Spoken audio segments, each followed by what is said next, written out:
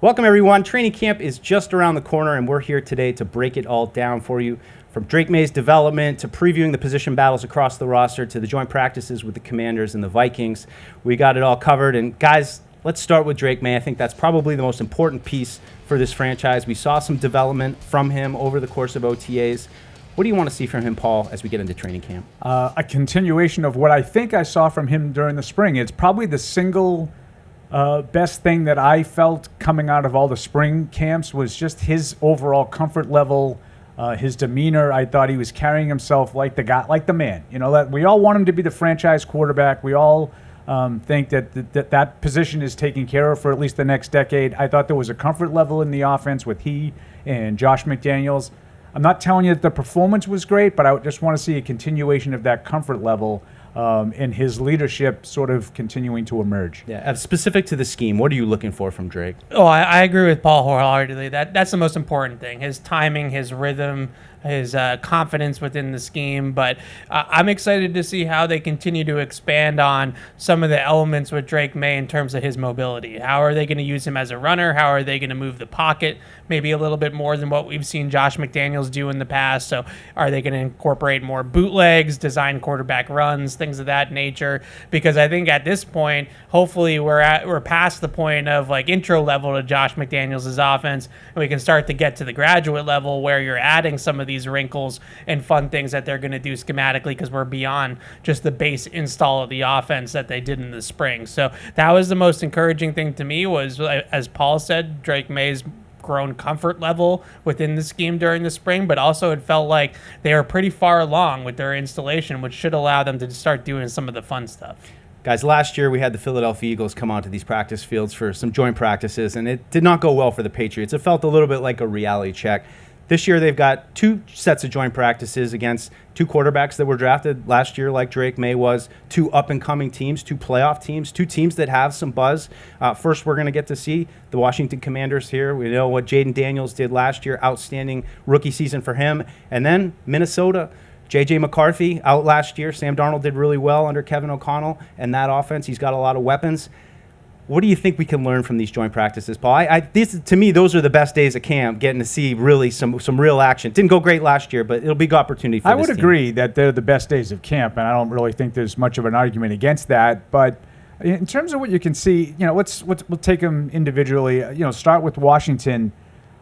The thing about Philadelphia that really stood out to me was just how dominant that defensive front was last year, and that was eye-opening for the Patriots. I don't know that Washington has that kind of personnel, really on both sides of the ball, that's going to overwhelm anybody. And as great as Jaden Daniels played last year, I wouldn't expect to see what made Jaden Daniels great last year during the regular season on display on a practice field. In other words, I don't expect to see a lot of design runs. I don't expect to see him scrambling around, in any kind of a live situation.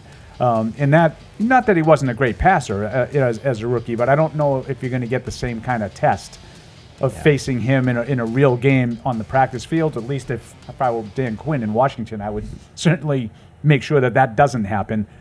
Minnesota, I want to see, what I would really like to be looking for there is, Justin Jefferson and Jordan Addison and those receivers against Christian Gonzalez and Carlton Davis. I think that'd be a lot of fun. Yeah, I'm in the same place there with those matchups on the defense, especially when Washington comes here, assuming that Terry McLaurin is still a Commander, which good point. Is probably a safe assumption. You have Terry McLaurin there now. You have Deebo Samuel there now with Washington. So how does this Patriots defense match up against a really good offense, an offense that should be one of the best in the NFL this season? With this reworked Patriots defense will be really interesting. We're obviously going to watch a ton of quarterback play on both sides with Drake Maye and the Patriots offense as well. But I'm also with Paul. I don't know this Commanders defense necessarily look at it and say, wow, that's going to be an elite NFL defense like we did with Philadelphia when they were here last year. So I'm looking at how this Patriots defense matches up against those receivers. Deebo's that chest piece, a little bit more of a movable piece. How are they going to handle receivers like that? Terry McLaurin, more of that traditional outside receiver. So it'll be fun to see how Carlton Davis and Christian Gonzalez match up against those guys. No question. And guys, let's shift a little bit to the position battles because there's a number of those this year going on, as always. But want to begin with the offensive line. I think left guard is a position we all acknowledge probably pretty wide open based on what we saw through OTAs. A lot of rotation, some injuries going on. Rookie Jared Wilson hasn't really participated. He could possibly be in that mix. Cole Strange getting a chance. You don't really know the answer there. Assume Garrett Bradbury there in the center. He's been starting out there, but still some competition with him. Ben Brown from last year. Jared Wilson, again, maybe in the mix there. Sure. You're just hoping, though, that we have some stability at the tackle positions, which through the spring it seems like Morgan Moses, Will Campbell, bookends, and maybe that's a good place to start. Yeah, I mean, I think on paper, and Evan and I talked about this a little bit during the week, and I think it's improved on paper, but there are still questions, and I still worry about the depth really across the board because – it's easy to just say Will Campbell, Morgan Moses at tackle. Well, what if one of those two guys is not available? You're kind of back in the situation you were last year with Vidarian Lowe or Trey Jacobs or Caden Wallace, one of those guys. So I think they have some issues with depth, especially at tackle. And that left guard spot, really the center spot to me is a big question mark. I feel pretty good about Owenu. I think he'll bounce back and be better in his second year on that big contract. And I feel better about the starting tackles, but there's still a lot to be learned. Yeah, when you look at 3/5 of the line, they're pretty much sharpied in at this point. Yep. Campbell at left tackle, Onwenu and Moses on the right side, and that's encouraging. That is definitely makes you feel a little bit better about this group than where they were this time last year, because you didn't necessarily have those penciled in or sharpied in starters, but left guard's wide open. I think it's anybody's guess right now who's going to be the starting left guard at the beginning of the season. And then center, I feel pretty good about Garrett Bradbury. I'm maybe a little higher on him moving forward than others, but I would just say with Jared Wilson, like the competition at center, if there is one, and at left guard doesn't start until Jared Wilson's a full go, in my opinion. I just look at him and look at his traits and think he's probably one of their best 5 linemen just on pure raw talent. So until he plays more, until he participates more, I'm not going to call any of these competitions over, because I think he has a really good chance at pushing center and left guard. If not both, maybe one of those spots he ends up winning that job. So I would look at Jared Wilson and wait and see where he fits in to all of this. And I would say the same thing about Caden Wallace, who I think has a chance to maybe be in that left guard conversation as well. Instead of playing tackle, maybe they move him inside and play him at left guard too. Yeah. I just thought the signing of Yasir Durant earlier this summer was just a sign that they're continuing to try to pad those tackle positions and try to find answers no matter what. Building depth, got a number of players, but I think you're right, Paul, about a little bit of concern how it's all going to shake out. Of course, we have to talk about the wide receivers, right? Stephon Diggs, really impressive this spring when we got a chance to see him. Looks like he's close. We don't know exactly what his prognosis is for returning. Will he start on PUP? Will he not? But either way, the Patriots have a number of bodies at that position. They brought in a young player in Kyle Williams who looks like he's getting his feet wet. There's a lot of bodies, but it doesn't seem like right now there's a lot of answers, Paul. Yeah, I feel very similar about the wide receiver position as I do about the offensive line. I think there are guys in place now that, as Evan says, you're Sharpie. I would Sharpie in Diggs at some point. I would Sharpie in Kyle Williams, in some role, but I don't know exactly what I'm going to get from either one of those guys. One is obviously coming off a significant injury, and the other one's a rookie. So you never know, just how quickly they're going to, acclimate. I do feel better about those pieces. I think they're more talented guys than they've had in the past, and I think that slots other guys down. I think Demario Douglas is probably, you could have made an argument last year. He was the number 1 receiver. He was probably the best, guy you had. Well, now you knock him down to 3 or 4, and I think that's a little bit more of a valuable piece. So I have some optimism there, but not a lot of answers yet either. Yeah. It's a two-pronged thing with receiver. It's the conversation that Paul just brought up of high-end talent. Do they have enough top-end talent at that position to carry them? And then there's another conversation of basically 5 receivers competing for 1 or 2 roster spots with Kendrick Bourne, Kayshon Boutte, Jalen Polk, Javon Baker, Efton Chisholm, if you want to throw him in there as well. So, you have to. Yeah, but you really are Don't get in talking trouble. about, if they carry 5 or 6 is the question, and we don't know the answer to that. But if you carry 5 or 6 guys at that position, then you're really talking about 5 receivers for 1 or 2 spots, and that's a big logjam at the back end of this depth chart. So who's going to win those spots? It might come down to developmental upside versus experience, with Kendrick Bourne being the more experienced, or Boutte being a more experienced player. So I'm looking at that. How does that sort itself out, and how do they go about with those second-year players like Polk and Baker. You just used high draft picks on these guys. Are you ready to just move on if that's what it has to be? So it's a fascinating competition there that will probably be the most talked about aspect of this roster all training camp, I would say. Damn, we didn't see Mac Hollins at all. He seems like he's rehabbing with something. Will he be ready to go? He adds another element to this group, which I like. He's got some size that the other guys don't, but you guys mentioned Booty had some plays over OTAs.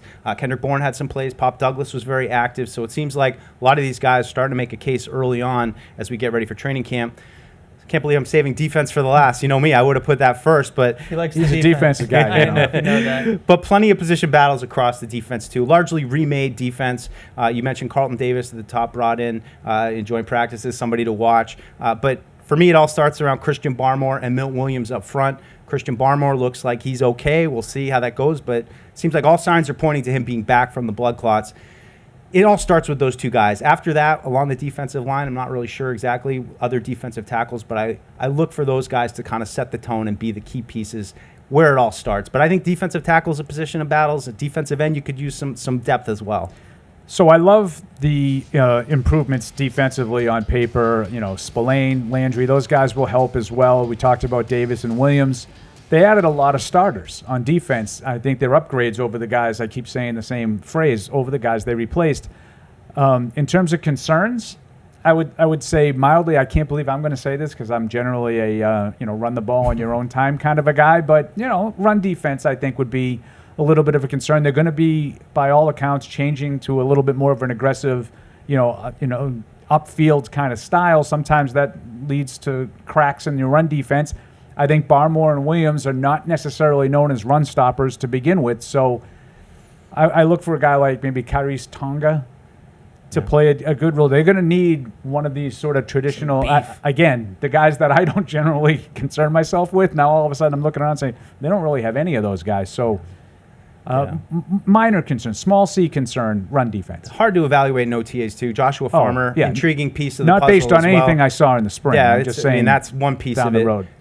But Joshua Farmer, how does he fit in? I think they could use some depth there. But Ev, for you on the defense, what are you looking at most intriguing in training camp? Well, I look at the defense as a whole, and I see tandems. Like Christian Barmore and Milton Williams are a tandem. Carlton Davis and Christian Gonzalez are a tandem. And the one tandem that I feel like isn't getting talked about a ton because they're not new to the team is Kyle Duggar and Jabril Peppers. And those two safeties need to play the way that they paid them last offseason to play. And last year, they both had basically years from hell. Let's be honest. Kyle Duggar got hurt. His ankle was definitely a big part of it, but he played injured and did not play particularly well. Jabril Peppers, we all know what happened with him off the field. So they really just did not have good seasons at all. And the Patriots just signed both these guys to big money extensions, and they are going to be here for the 2025 season and maybe 2026 as well. So getting that tandem back to what you envisioned when you signed both those guys and the level of play that you envisioned from the two of them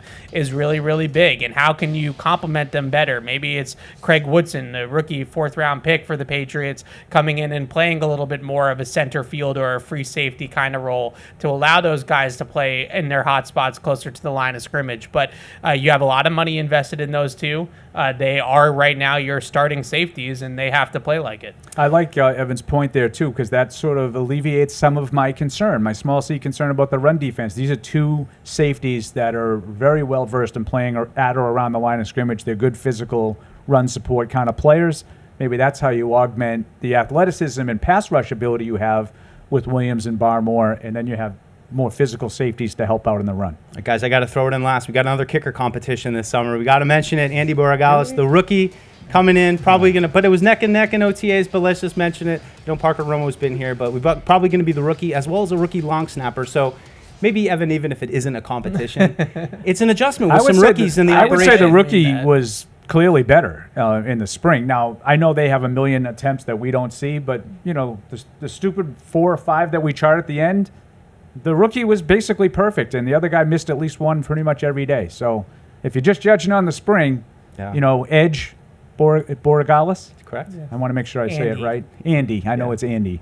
Yes. Well, rookie long snapper too. And I'd be surprised if the rookie draft pick doesn't make it anyway. Oh, of course. He'd have to sort of work his way out of that spot the way Justin Rohrwasser did a few years ago. Yeah. You have to kick pretty poorly, I think, as a draft Hitting pick the to not porta make potties. it. But yeah, Correct. with Andy Borgalis, he had a really nice spring from what we saw. Like Paul said, who knows what he did in the closed practices? But I'd be absolutely stunned at this point if he's not the kicker. He's a draft pick and he's looked the part so far. But that being said, there's no pressure really in these practices. There's not as much of a live rush as to what you're going to see in games. So really for kickers, those actual preseason games is really where you're going to find out what these guys are sort of made of. So until we see him kick in a game setting, there's going to be a little bit of an unknown there, and then we won't see him kick in weather right away. And so maybe one of these preseason games will get some rain, and then we can put that to bed as well. But that's one of the things coming out, as a guy that played down in Miami and kicked in warm weather. Is he going to be able to handle those Foxborough winters and the wind that we get here and the snow and the rain and all that stuff? So if I had any questions about it, it's not, is he going to win the job? It's just long term, how does he look in those types of situations? So that would be interesting. But the battery is different, right? Julian Ashby is going to be the long snapper now. Bryce Behringer is still here, but that whole snapper, holder, kicker is going to be a whole new operation. So we're going to have to see how that goes. And all touchdowns. We're not going to have to worry about it. I am sure that we'll get some stopwatches out, and we'll get the snap to hold time down, as well as the hang times and all that kind of stuff. So not to worry, we'll get it covered. That's right. Well, camp is coming fast. We're getting our stopwatches ready to be timing all that stuff for you. Answers are coming with all these position battles. So buckle up. Should be a fun summer.